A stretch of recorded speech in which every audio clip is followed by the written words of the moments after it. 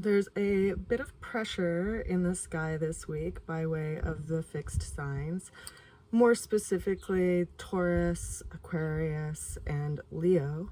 Now, our opening card that we have for today is the Star card, which is a major arcana speaking to some life lesson that we're working with.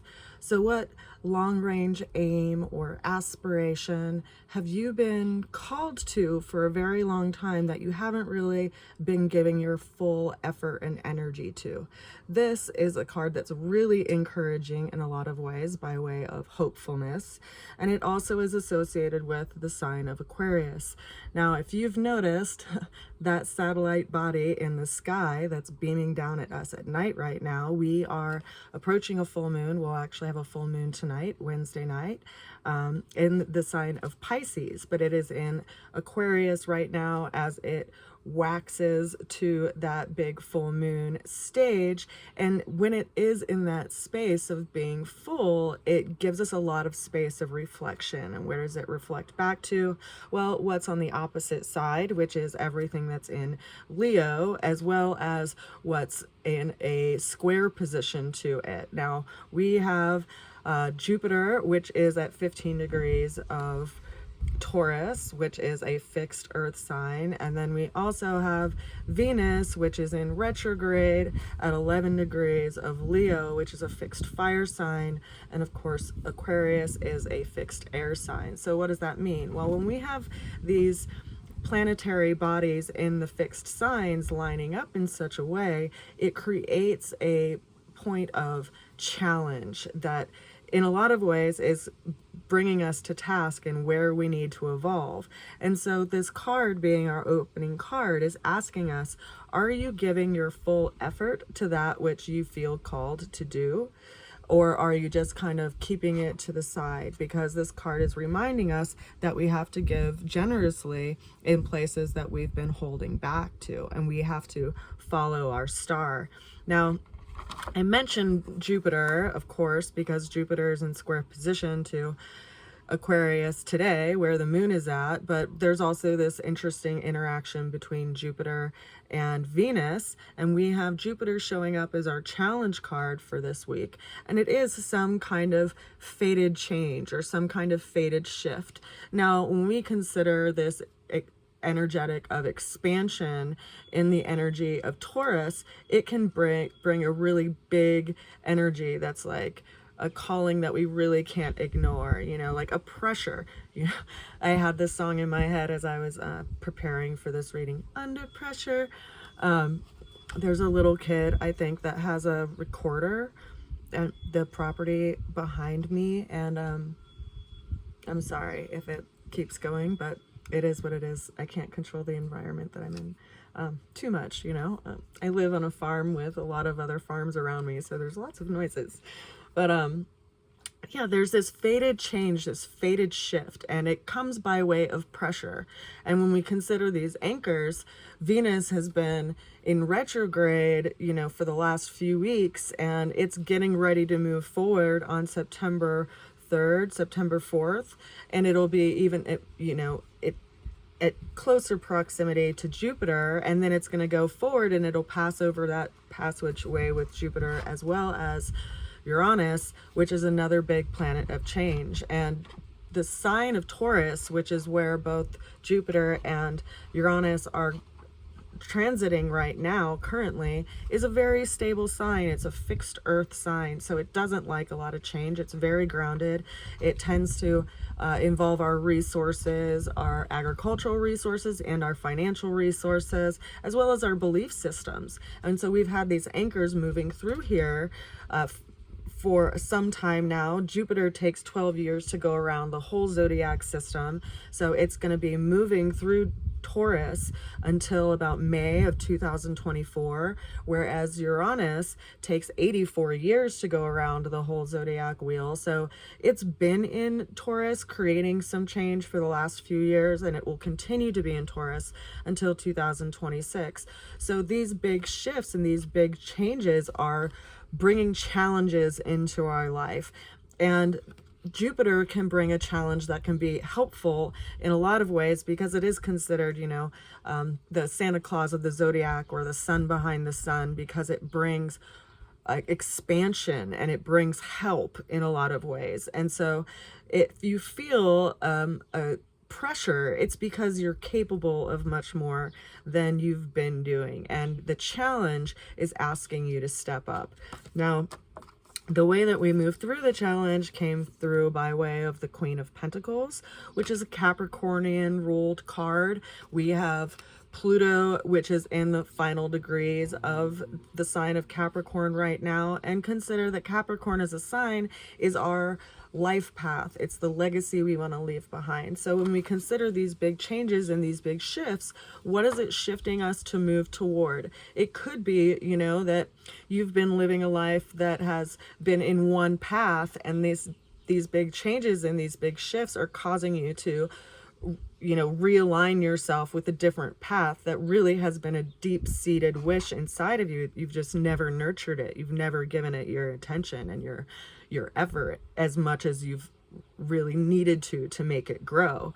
And the Queen of Pentacles is asking you, well, what is that, active, practical effort look like? What is, because Capricorn is active earth. What do we pursue to grow in our lives? What do we pursue to build over the long term? And what does that legacy look like? We have to be considerate of that more long range view, and possibly even give ourselves, a timeline of goals, so that we can see what we've progressively moved toward, and also what we've accomplished in our life along the path. What's interesting though is when I pulled out this card, the 10 of Wands came out with it, which is this energetic of like a duoholic, someone who is in a lot of ways burdened by their willfulness. Like, they can't say no, right? They're like, well, I have to do this, and I have to do this, and I have to do this. And they're doing so much that they can't actually see where they're going in front of themselves. And yet we can also consider, like, what have we collected by way of experience as we've gone through our path? Like, what have we learned, and what have we gathered? And where are we going to be taking that as we move forward in time? Now, the ultimate outcome that came through first revealed itself by way of the Six of Cups, which is a very emotionally hopeful card. It's like an emotional wish come true. It's a balancing energetic in the emotional or relationship nature. And it can also be mentioning something that we're looking upon by way of the past, because consider that right now we have Mercury retrograde and we have Venus retrograde. Venus will be retrograde until like the first few days of September. Right as Venus comes out of retrograde, we're going to have Jupiter going retrograde, which, will also send us in some place of review around our values and what we are trying to actually build and grow in our life as it continues to retrograde. And consider that Jupiter, I just wanted to check real quick, because Jupiter is going into retrograde on the 4th of September, and it's going to be coming out of retrograde the 31st of December. So these changes and shifts that we're going to be going through over the next couple of months are really there to like recalibrate us, because then consider that then Jupiter will be moving forward at the beginning of next year, and we'll have this sense of perspective from what we've gathered over these last few months. So there is going to be some big changes and shifts that are really meant to like recalibrate us into the wheels of fate coming into the next few months. Now, that was further clarified by the 8 of Wands, which is like something up in the air, some kind of communications or some kind of shift that happens. When you go from a 10 of Wands to an 8 of Wands, that's not necessarily such a bad thing. It's just like learning, what is necessary and what's not necessary, and also realizing that you can't really decide where to go with things when everything's in motion. So you have to wait for things to land. And then that was clarified by the Justice card, which is another major arcana. And what's interesting about this particular major arcana is that it is related to the sign of Libra, and it has to deal with relationships and also contracts and like weighing things in life before we go into solidifying something, like taking all truths and all the information into contemplation before we make a decision, because there definitely is like some kind of decision happening here. But there's this timing that we are being told to allow to happen. We have a lot of planets that are moving into retrograde, which in a lot of ways are telling us to slow down. We have the moon, which is in these alignments with these other two anchors right now, and then it's going to be going directly over Saturn, which is going to, be basically a conjunction of the moon and Saturn. And consider, of course we have a full moon every month, but every month it's not anchored right on top of Saturn. And Saturn is a planet of responsibility and accountability. And the sun right now, because it's in the opposite side of Pisces, which is where Saturn is, the sun is in Virgo, which is telling us, to take a closer look at our day-to-day life and our routines and what we are moving forward to accomplishing and creating and manifesting in our lives through our day-to-day lifestyle and through our day-to-day habits, because ultimately that's what defines the path that we're on. Like I remind people that when I created these cards initially, it took me, the first deck that I drew took me a year to draw and ink and color in, and that was because it was just me and my teacher both making our own decks, and we devoted 4 hours every Tuesday and Thursday to working on it.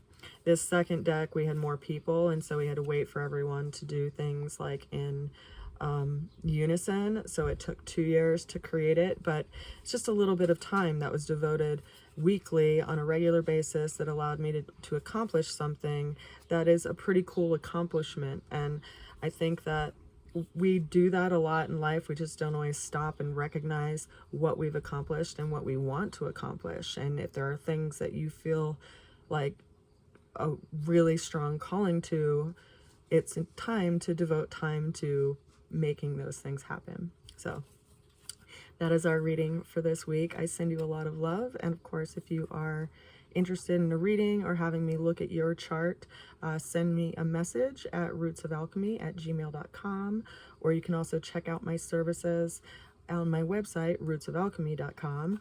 I also did just create a pretty magical formula. I was inspired by a recipe in a U.S. pharmacopoeia from 1926 on Melrosea, which is basically honey of rose. And it starts with a tincture of rose that's extracted, and then honey is added to it. But instead of just adding regular honey, I added hawthorn infused honey. So this is my Melrosea elixir. And this one has a couple of flower essences added to it, so it's more of like an emotional heart remedy. It has the flower essences of wild rose, honeysuckle, and white chestnut. And then I also made another version of this that has hemp extract added to it as well. So if you're interested in either of those products, you can find them on my website, rootsofalchemy.com. I'll see you next week. I hope you have a good week, and just try to remain calm through this full moon, and remember that what it's bringing to the surface needs to be seen, and sometimes being an observer is the best way that we can learn and be present in life. I send you a good wish. I'll see you soon. Bye for now.